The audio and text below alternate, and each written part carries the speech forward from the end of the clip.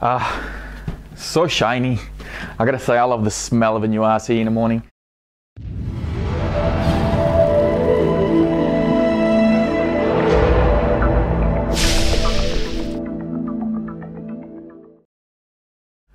Alright guys, so here we are once again for another unboxing, and today we're going to be looking at the Thunder Tiger eMTA G2.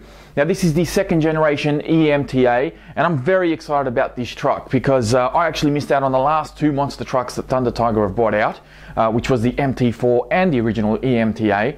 I do have the ST4, but I've had that for probably over 2 years now, and I figured it was time for another Thunder Tiger vehicle. And up until probably at the start of this year, I was contemplating getting just another ST4 or even just going straight for the MT4 and trying that out. But when I heard that this was coming out, I was jumping for joy. I couldn't believe it. And I was like, yes, finally, I'm going to get a brand new RC from Thunder Tiger. So straight off the bat, you can see that this has a slightly different look to the original eMTA. We've got some new wheels and tires here. We've got a new body design, which is also available in the blue if you don't prefer the red. And we have new shocks. Well, new to this truck, I believe, I'm 99.999% sure that these are the exact same shocks found on the Team Associated Rival or the MGT. I think they have the same shocks as well. And they bolt onto the exact same A-arms as found on the Rival. How are these going to hold up on this truck? Well, that remains to be seen, and I guess you know me, I'm going to be putting it through its paces.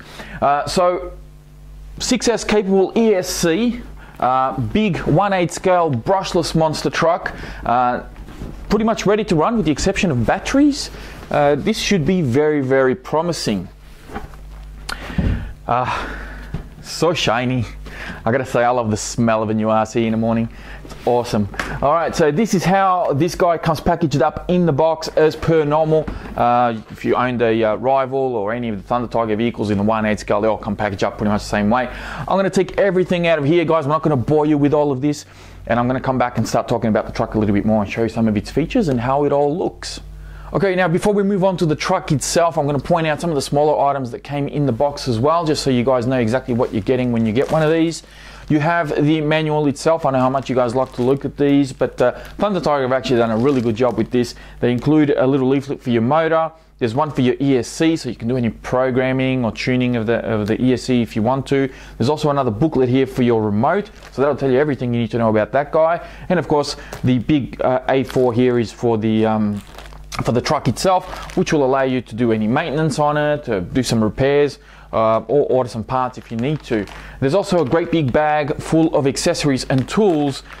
In here we have the cross wrench that a lot of Thunder Tiger vehicles and even some Team Associated vehicles like my Rival came with. I think I got like 3 of these now, which is great. We have some spare preload spacers, as well as some optional pistons for your shocks, so that will allow you to tune the suspension on a truck, which is very, very good. There's a spare spur gear in here, and it comes with on the other side there's like a little plastic cover, I think. Now I'm assuming that this spur gear is smaller than the one that comes in the truck, and it's designed to really chase the 100 km/h that's stamped on the box. So I'm going to be having some fun checking that out and see what sort of top speed I can get out of this truck. There's also this funny looking wrench here, which is probably going to come in handy at some point. And there's also another bag of goodies here with some Allen keys and a cross wrench, which is pretty standard affair for a lot of ready to run vehicles. And one of the best things in this packet has to be that it comes with a wheelie bar, which is fantastic. And I have to say thank you, Thunder Tiger, for including that in there, because I only wish that more 1/8 scale RCs out there would actually, well, especially monster trucks, would actually come with the wheelie bar that you can mount on. Now, the only other thing that's not in this packet is the wheel nuts, which I had to open up in order to put the wheels on. But of course, you do get those as well. The remote itself is one that I've had twice before, once with the Proline short course truck and another time with my Team Associated Rival. My ST4 actually had the older version remote that was supplied with those cars. This is actually a fairly decent remote. There's really nothing too special about it, but it does have all the trimmings that you need. It has a comfortable feel in the hand, and it has a foam wheel, which works perfectly fine. I didn't have any issues with range or anything like that with this guy. The only sort of nitpicking thing that I'm going to point out is that I wish it ran on 4 AA's, not 6, but the tray does pop out, and that means you can actually use rechargeable batteries in here if you want to. Of course, you can also use rechargeable AA batteries, but the idea of being able to take the tray out is to have one battery to power the remote. So that's this guy here, and I think it'll serve anybody well.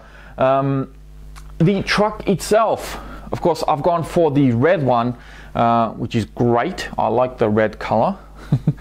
Some of you might not, but here's a bit of a closer look at this beast. Now, I did say it has a new body. It is very, very similar to the original body found on the first eMTA. There is some slight molds, I think, that are a bit different, and of course you have a new color scheme to go with the brand new truck. The body itself, though, I have to say actually feels pretty decent.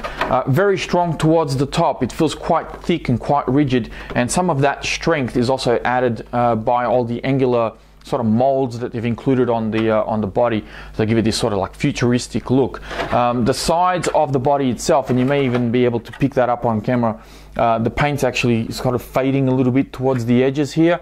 It's actually quite thin, but I'm not too concerned about that, because much like a buggy body, you know, it sits within the wheelbase of the truck, so you're not going to have a lot of side impacts or anything like that.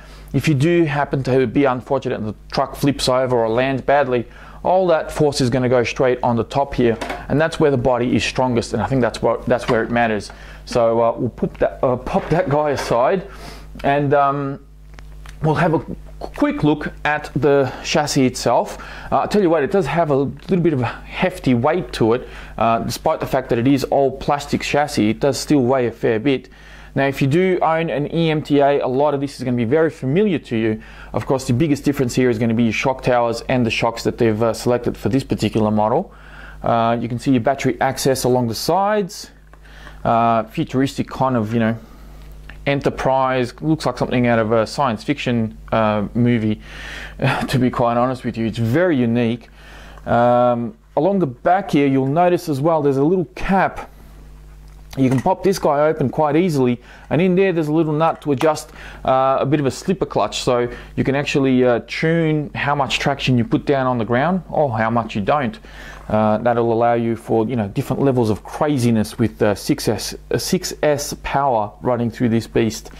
2000 kV ripper motor, which is fantastic, and I have been very happy with my ripper motor on the ST4. And I think this guy's going to do just fine on this truck. There is a great big aluminium plate that it is bolted onto, and the wires run into the very famous 150 amp ESC, which I believe is a rebranded Hobbywing, and I know for a fact that these ESCs are actually very, very good. Battery access is should be fairly simple. You basically push on a little tab just on the side here, and this guy pops open, and there is your battery compartment. You can grab this little guy here and pull him out. It is a little bit tricky because there's really nothing for you to kind of grip on, and when you're squeezing it kind of slips away from you.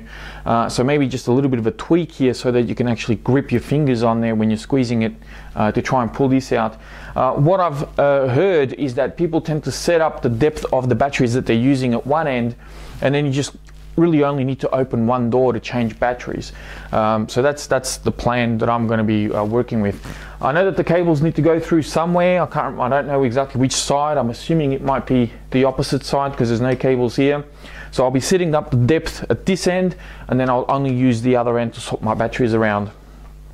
So that's the idea behind that. On and off switch up the top here, and then of course this guy will just shut closed, hopefully, if it doesn't let me down on camera. I did check it before and it closed fairly easily. There we go. No problem at all.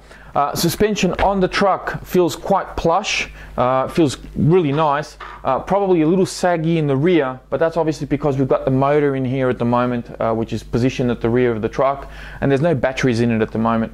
So once that goes in, it may level out the truck a little bit. Worst case scenario, they give you preload spaces for you to be able to tension up the shocks and lift the bottom of the truck up a little bit. So I think that'll be fine. Front and rear bumpers, the bumpers are actually quite small. The front one is a little bit bigger, but it has plenty of flex in it, so it should sustain head-on impacts fairly well. The rear also has a little bit of flex to it. So yeah, again, should be totally fine. The shocks, after having a bit of a closer look at them, they are exactly the same as my Tim Associated rival shocks, as are the A-arms. Now these A-arms are still the same ones found on the original eMTA. The good news with the shocks and the A-arms is that I've currently got spares. Having owned the rival, well actually I still own the rival, and upgraded a lot of those components, I've got plenty of spares to keep me going with this truck, so I'm not looking at upgrading any of this stuff anytime soon, until I run out of spares, of course. Underneath the chassis, I'll give you guys a bit of a closer look at this thing. You have aluminium front and rear skid plates. The chassis itself is of course plastic, but you know, it feels very, very strong, feels very rigid.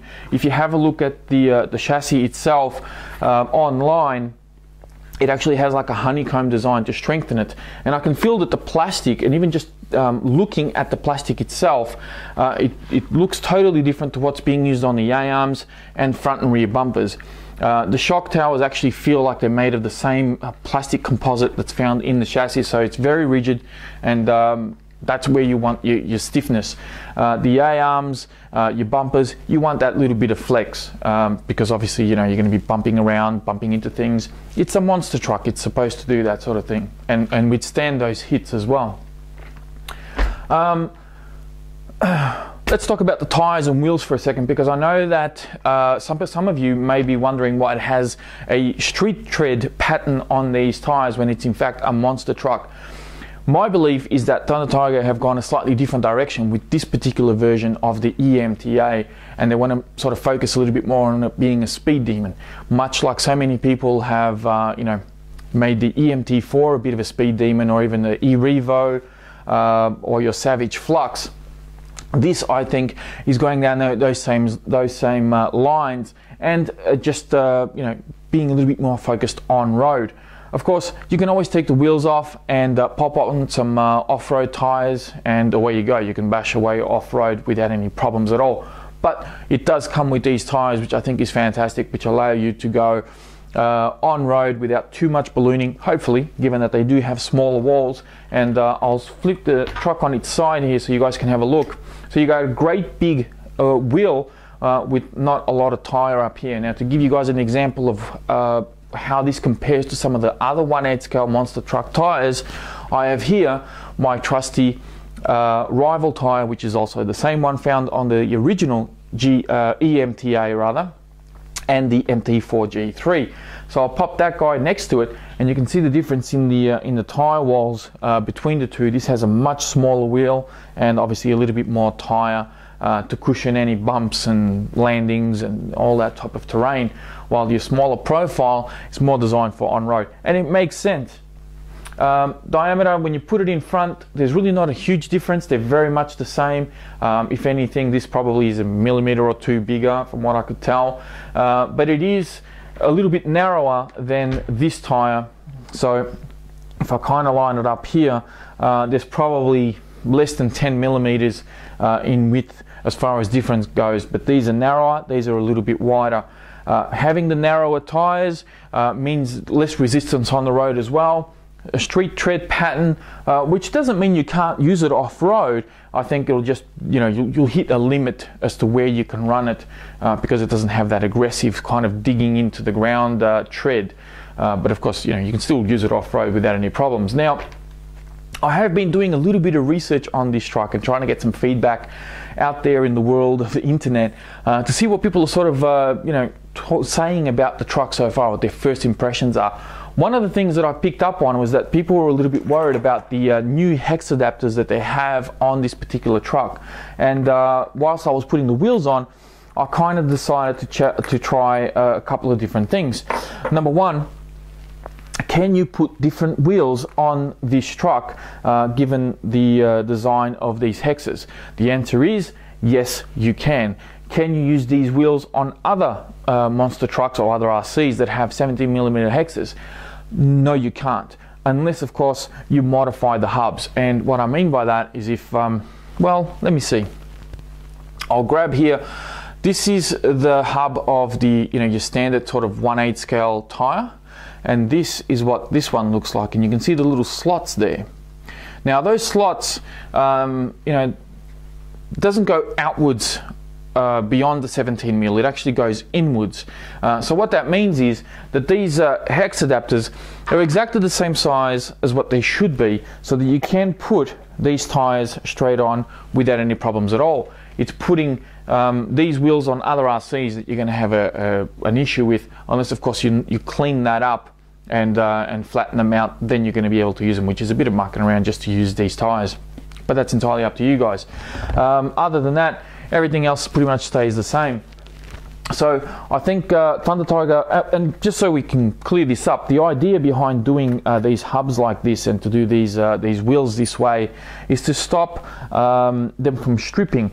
Obviously this truck is running a lot of power, especially when you're going to be powering it up to a 6S. You're going to have a lot of power, a lot of speed, and the last thing you want to do is strip out a wheel, and then you're going to be up for new wheels, which can be expensive. So that's the idea behind that. I'll quickly pop the body back on so you guys can have another look at the truck and how it comes pretty much all equipped. But that is the eMTA G2.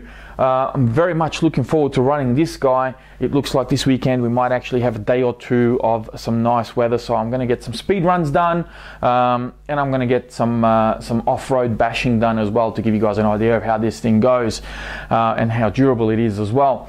But that is pretty much it for this unboxing, guys. Don't forget to check out the video description for a link to my Facebook page, which will keep you a couple of steps ahead of what goes on here on YouTube. I'll also put a link in there for the Thunder Tiger website, which will take you straight to the page of this truck, which I believe you can actually buy directly from their website as well if you want to do that. Yeah, that is pretty much it for this unboxing. Thank you again for watching, and I'll speak to you guys again soon.